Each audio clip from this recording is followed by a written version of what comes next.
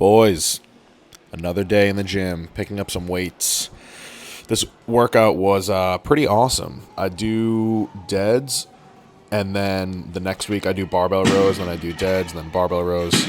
As like the first exercise, I swap.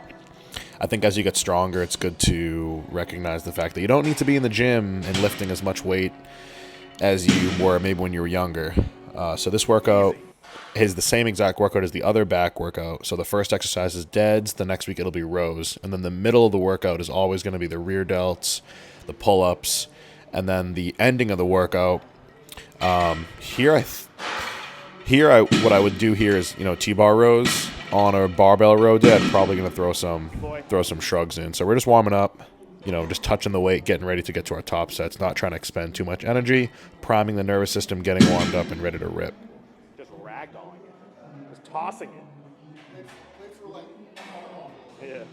So our warming up that we do is just like touching weight. It takes a while. I'll be honest with you, like not trying to sound or come off any certain way, but like my working sets are at least 6 plates up to 8 plates or more. Anywhere in that 6, 7 to 8 plate range. So for me to get to the point of like lifting that, it like takes like 45 minutes to just even get to my sets.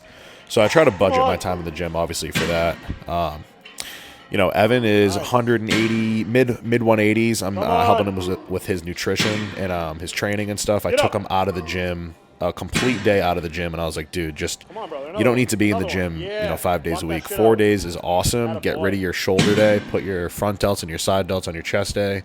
Put your rear delts, which are a back muscle, really functionally, on your back days, and just have a nice four really hard days in the gym with 3 full rest days. So I touched 7 plates here for a single, and since I dieted really hard last February, March, April, I've been trying to get my strength back up to the 815 deadlift max, which I had last year.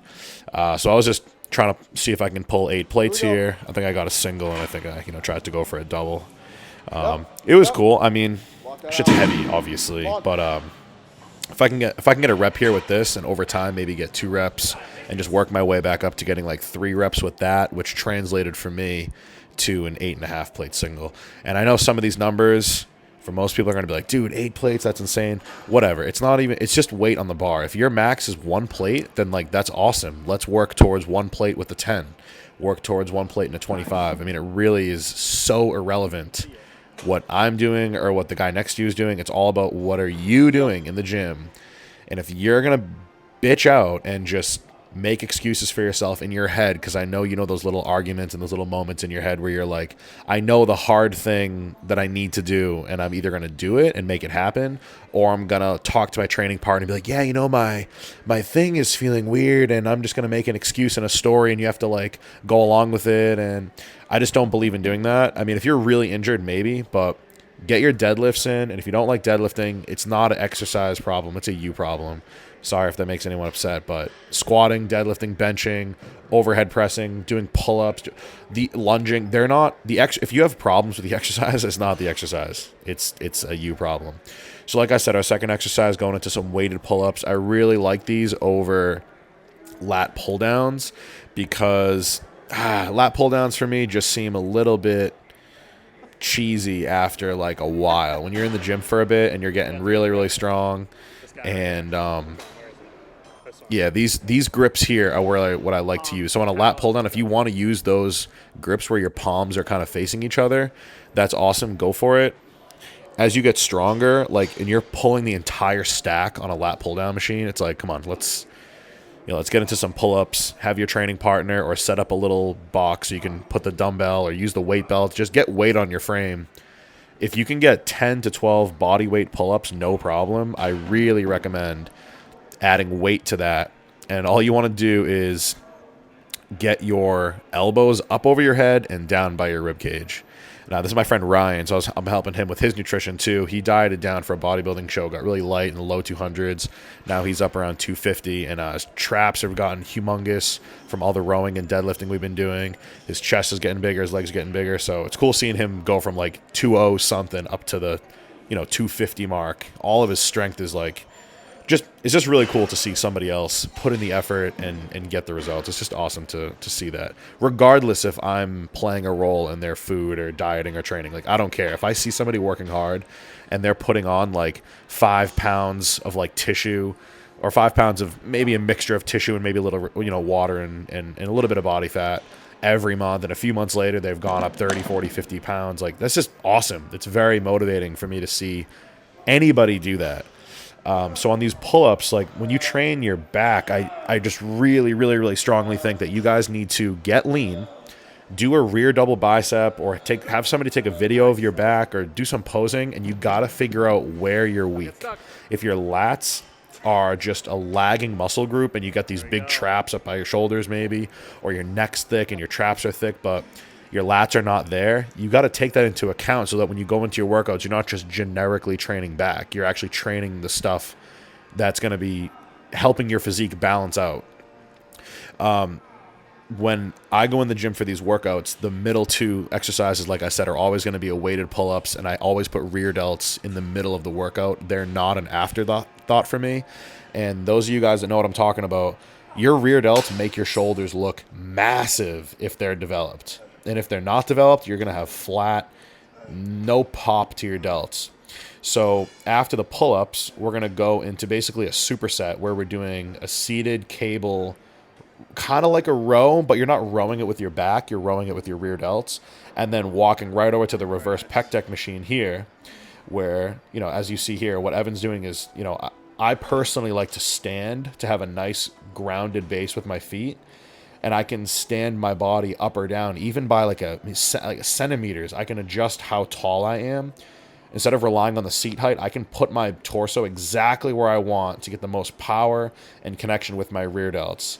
And after a while, you guys are going to be putting, the pin at the bottom of the stack, maxing it out, even adding a plate on top, because you can get really, really strong at these machine exercises. I'm not trying to say they're bad. I'm just calling them out for what they are. They're a machine, and they can really build a lot of muscle if you treat them like a really hardcore, high effort bodybuilding exercise. Like, this is not a scary movement. I don't get like belly butterflies going into this like I do a crazy deadlift or a squat.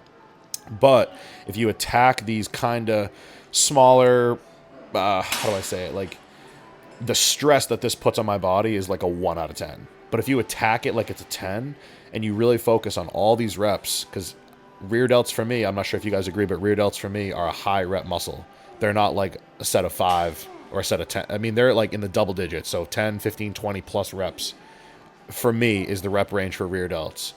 So over the course of one set, if I do 15 or 20 reps here, and then I go to the reverse pec deck and I do another 10, 15, 20 reps, that's anywhere between 20 and 40 reps. I want every single one of those to be good and building tissue. I don't want them to be wasteful reps. So that's really the, long story short, that's how I'm treating this portion. If you're going to use a machine, at least do something.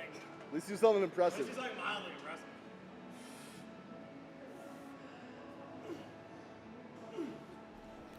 Anyways, yeah, so I just think it's funny when people put like gym pins on machines and things like that, and they sort of view it as you like deserve attention or something for it. But seriously, if you're gonna be spending your entire workout on pin loaded machines or anything where you're just not using free weights, like, at least get to the point that you're gonna be pushing some serious weight on those machines. I don't know, that's just my 2 cents.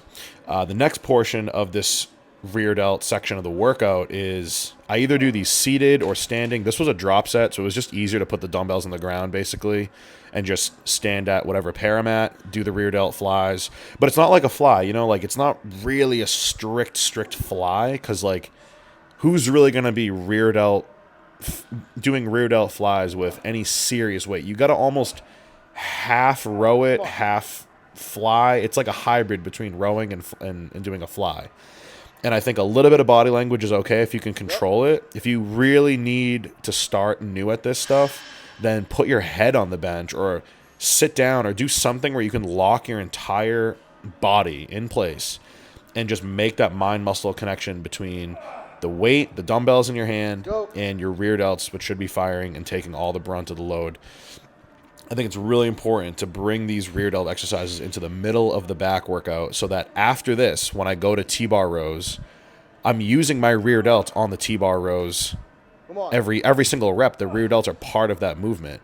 But if they're not really activated or stimulated, they're not really going to play much of a role. But when I can get my T-bar rows, when I can get my rear delts fired and pumped and burnt out and almost like pretty much done, like beat up for the day, like done, smoked. And then I go to an exercise where they're a secondary mover, such as a T-bar row. They're still going to be taking some of the brunt of the exercise and the weight on that exercise. So I really think it's so helpful. I'm telling you, like, the number one trick I can say for getting like big capped round delts. Yes, front raises and side raises and all your front delt and side delt stuff is important. Oh, I just put a little, I don't know if you saw that on the screen. I just put a little line there trying to notate that my back, you know, I do my best to keep my back flat there.